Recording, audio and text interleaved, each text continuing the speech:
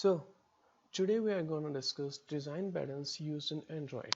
Now, before we move on to discussing design patterns, let's first discuss a few important things in Android that must be understood in order to proceed to design patterns. So, the first one, what's an activity?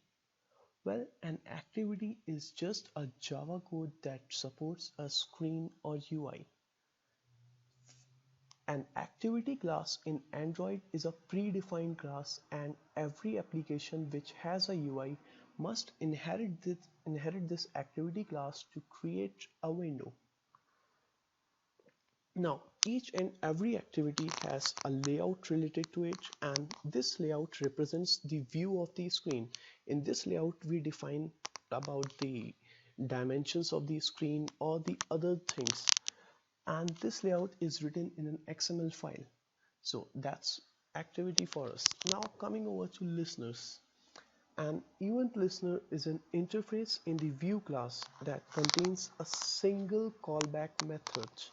That is, these are basically the action listeners, and these methods will be called by Android framework when the view to which the listener has been registered is triggered by user interaction with the item in the UI. Say, for instance, we have various listeners in Android like the on click, on long click, on focus change, on key, on touch, etc. Now, if we are implementing the on click listener, then we must override the on click method in our activity. So that was listeners. Now, let's discuss the design patterns in Android. The two most common design patterns used in Android. The first, MVC, model view controller, and the other one's MVP, model view presenter. Now, what is MVC? What are the different components of MVC? Well, it's model, view, and controller. Now, what's a model? Model. Model is basically the business logic in our application. That is, model contains the data, it performs the operations upon data and provides the access to data. Now, what is a view? View is the interface with which user interacts with the application. Say, for instance, it could be like the view of our activity, or a list view, a text view, or anything, or any other view. Now, controller.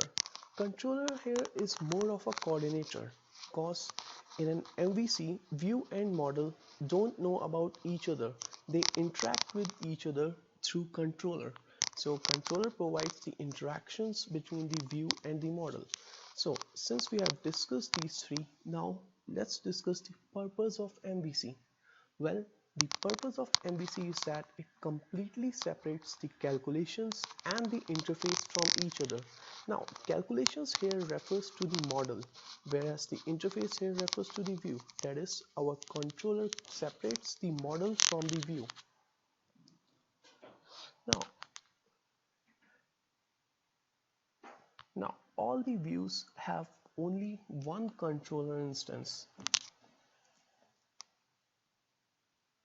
So, let's look at this conversation in order to understand it better. See, here here's a conversation which is going on between a view and a model while through a controller. Now, since a view don't know about the model and model doesn't know about view, so they are interacting via controller. See, view. Hey controller, the user just told me he wants item 4 deleted. So the controller is passing on this message to the model so that the model can delete this item. And here the model deleted this item and passed back an acknowledgement to controller, so that based upon that the controller has now updated the view.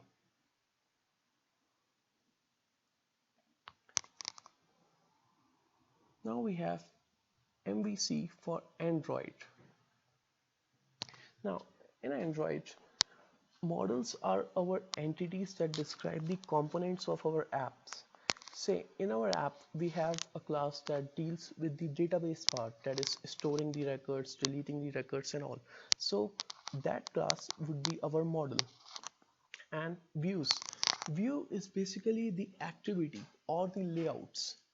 And controller is a class that would provide interactions between model and view.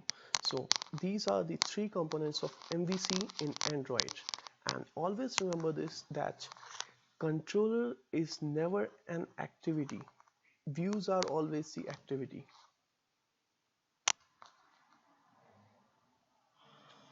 So here we see what a model is. As we can see, if we are just creating a node dealing with the data, filling the data, or the text view, or the other data related things, that is the class that's handling the data. So that's our model.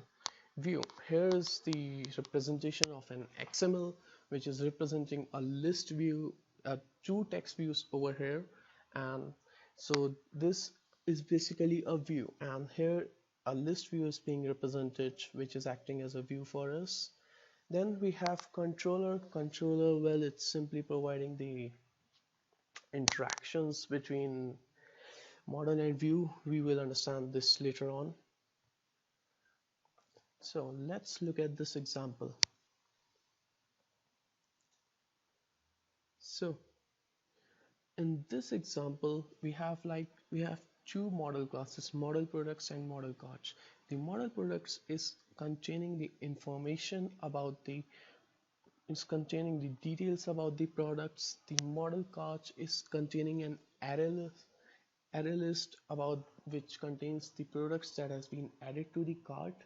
And here's the controller activity, which is providing the interaction between models and the views. Here are our three views: the first screen, second screen, and the third view. Where the first screen, it sets the products and add products to cart, while the second and third screen, they show product from the cart array list.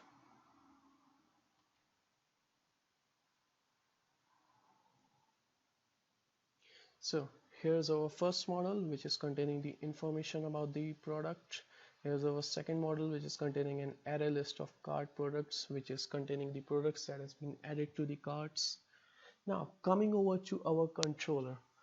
In our controller, we have created a model products type array list to store model products instances, and a model card type reference to store model card instance to interact with model cards.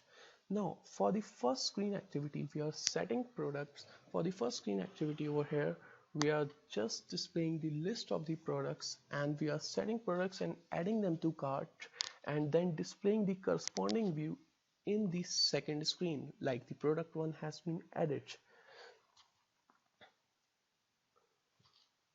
While in the third screen,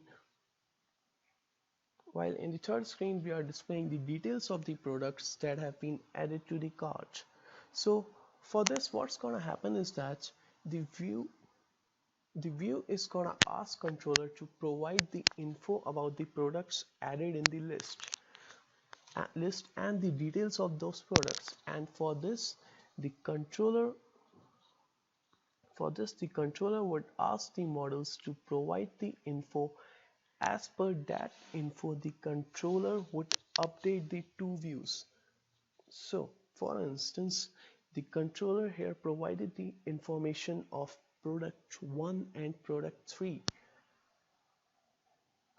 Sorry, the controller asked the models to provide the information of product 1 and product 3, and based upon that, controller updated the third screen, that is view 3, displaying the details of both these products. As view 3, that is the third screen, was meant to display the details, but the displayment of these details was triggered by controller.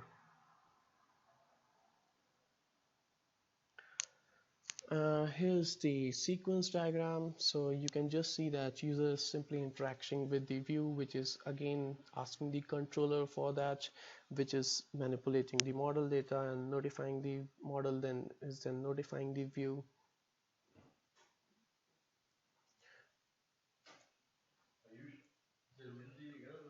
Hmm.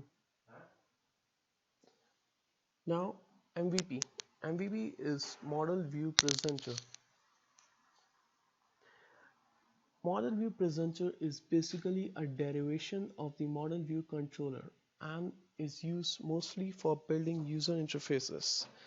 It is the most important design pattern in Android.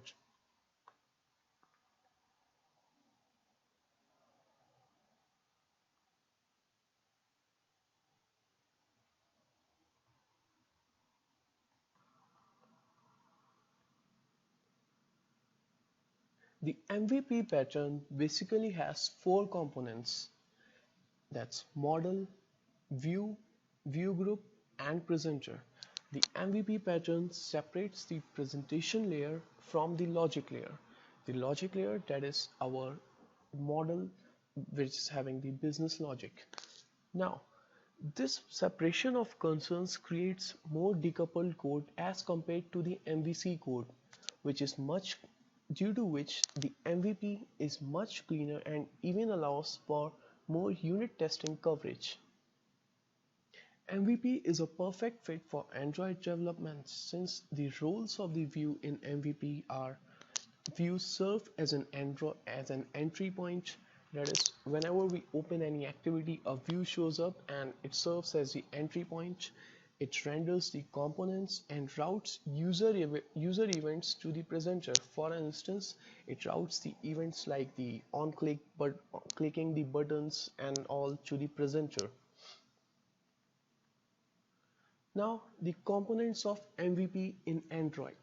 The presenter The presenter acts as the middleman between view and model. Presenter is a class that will handle communication between the model and the view. The view. The view is the activity which will handle gathering user inputs and updating the display via presenter. Model.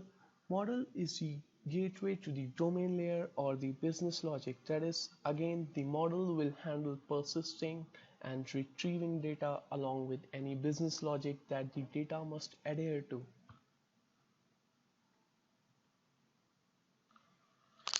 So here we can see the view is passing on the user events to the presenter, and the presenter is then updating the model, and based upon the changed state of the model, the presenter is updating the views again.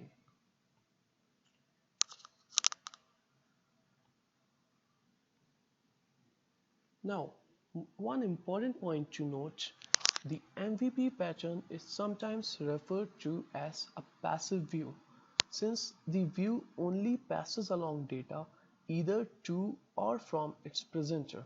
The MVP pattern can also be implemented such that the view knows of the model, the view responds to the state changes in the model for simple UI updates, while the presenter handles more complex UI logic. This more complex pattern is sometimes referred to as supervising controller. Let us now consider an example in which we show upon how to implement a presenter.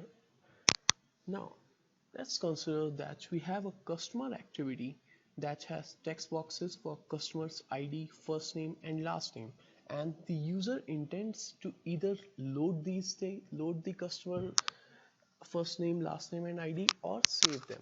So we have these fields, the edit text views for the first name, last name, edit text in the in the customer activity, which is the view. Now the user will load a customer using the edit text and a load button. So there are two buttons, and for both of these buttons the on click would be implemented so that upon pressing the save button it would be saved, while upon pressing the load button the entries will get loaded. Now we must create a customer presenter with these methods: the save customer, the load customer, and the customer presenter. Now what's gonna happen is that as soon as user is gonna press the save button, the view is gonna pass on the message to the customer presenter's save customer method. Now upon getting this message, the customer presenter is gonna interact with the model,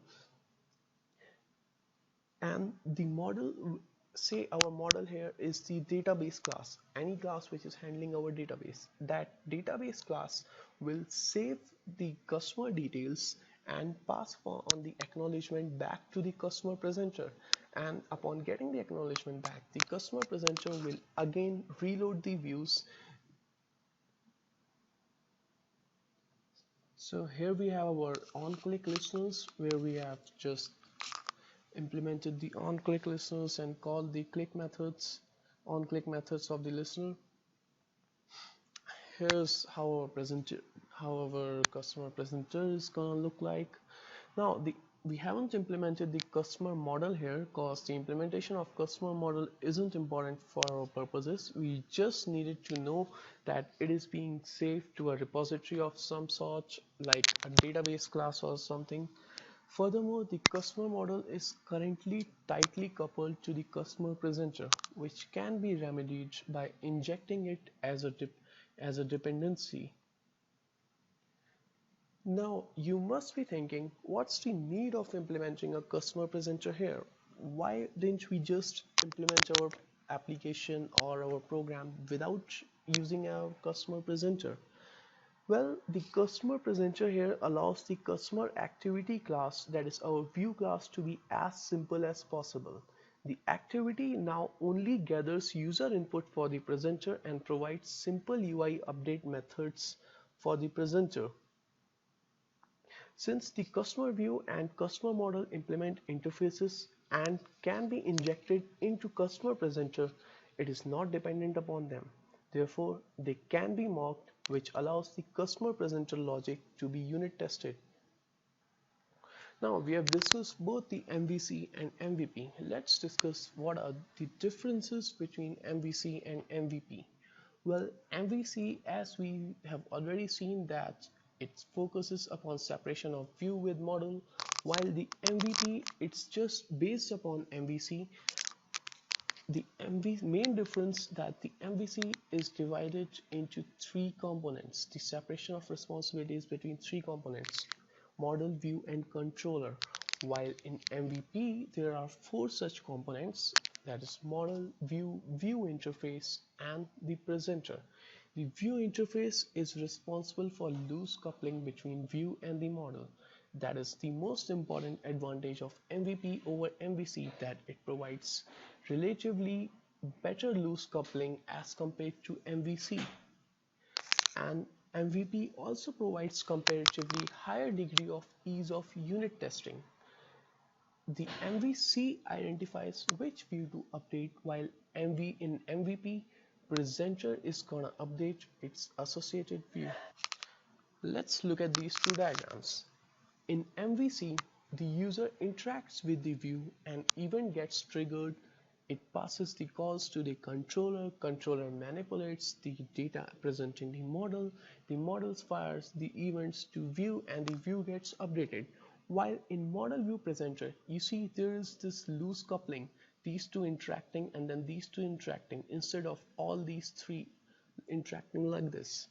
So what's happening in MVP is that the view is passing on the calls or the triggered events to the presenter.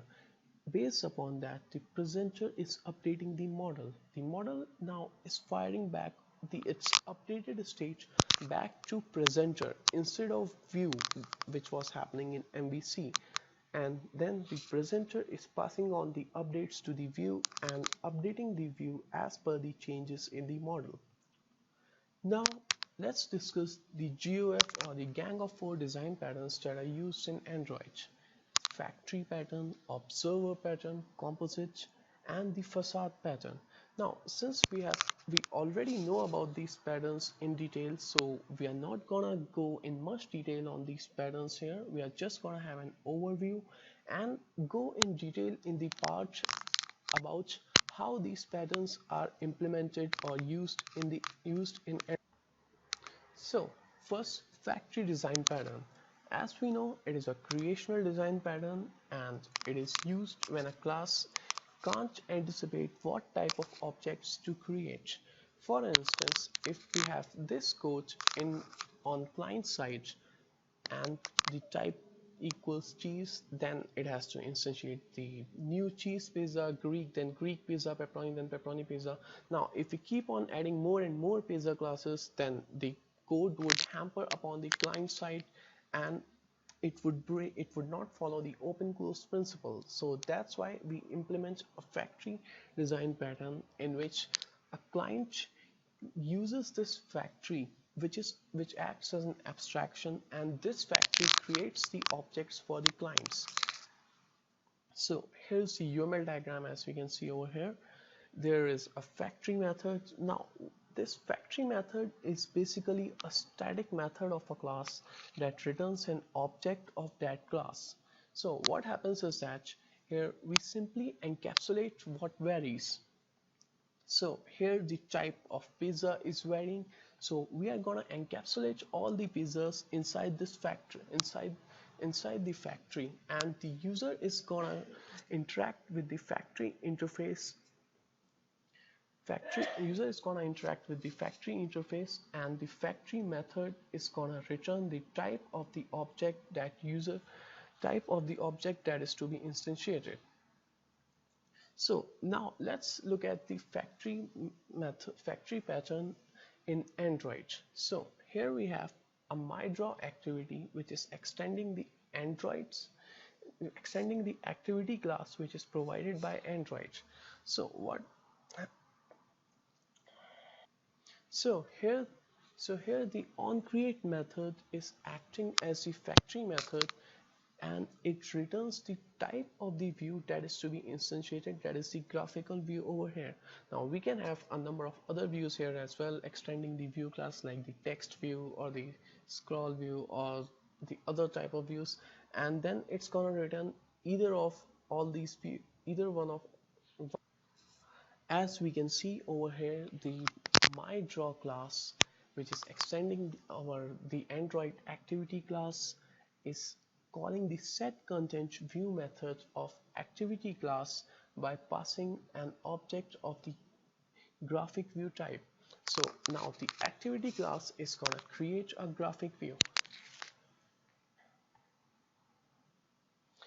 and that is how the factory design pattern works in Android. Now let's move over to composite design pattern. Now first of all, let's have an overview of composite design pattern. Well, composite design pattern, that is, the systems can be represented as whole part hierarchies. So say we have compositions like polygons. Say we have a cube which is made up of squares, then square is made up of the leaf elements or the primitive types like lines. So the composite pattern says that clients should be able to view these two set of components, that is the compositions and the primitive types, as the one and same thing, and each composite is made up of other components, and at the end we have leaves. For instance, we have a polygon, which we have a cube which is made up of a number of rectangles, which is again made up of lines. So at the end we have the leaves, that is our lines. As we see an example over here, a shape can be made up of a picture, and a picture in turn can consist of a circle, line, or rectangle. And here's the UML diagram again. That is, the composite can be a component or a leaf. So we can treat leaf and composite as if they are the same. Now here's how composite works in Android. In Android, composite design pattern is being used in the Android view and view group classes. Now what happens here is that a view can consist of a view group, which in turn can consist of another view group, which in turn can consist of other leaf classes, other leaf views, and so on. For instance, we have a relative layout. Now a relative layout can consist of other relative layouts, frame layouts, and these frame and relative layouts can then be made up of leaf components like the text view, edit text, button, etc.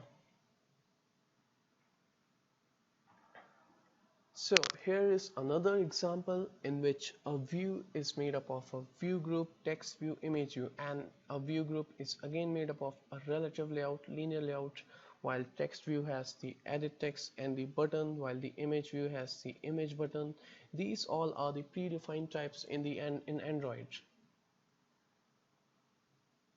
So that is where the composite pattern is used in Android. Now let's move over to observer pattern, that is the publish subscribe pattern. Now the